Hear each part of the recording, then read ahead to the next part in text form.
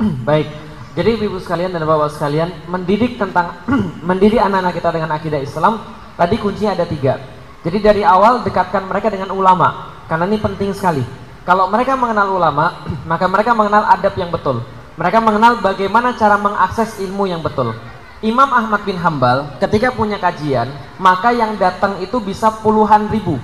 Tapi yang bawa catatan itu cuma 100-200 orang yang di depan saja.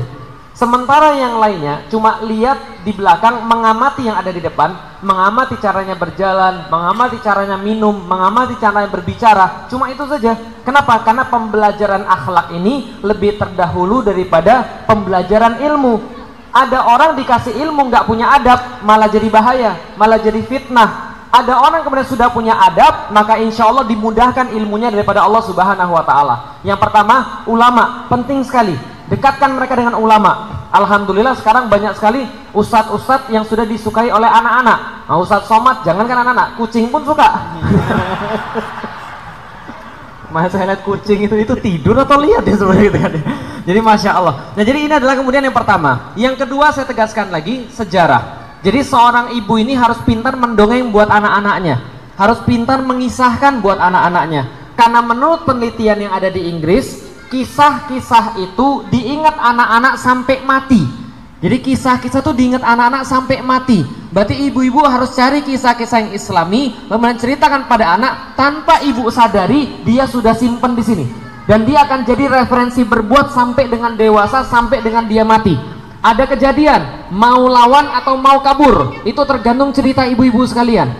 Ada kejadian tertentu mau jujur atau mau kemudian fasik, semua tergantung dengan cerita ibu-ibu itu. Nah itu yang kedua, sejarah, perbanyak sejarah. Yang ketiga, Al-Quran. Kalau ada Al-Quran, insya Allah aman anak-anak kita.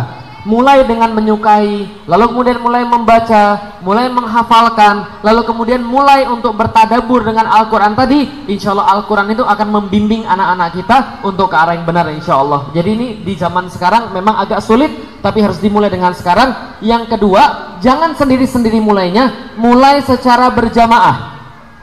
Ini adalah pesan yang pengen kita kirim ke seluruh Indonesia, bahkan kita kirim ke seluruh dunia, bahwasanya orang-orang itu kalau berbuat baik jangan sendirian.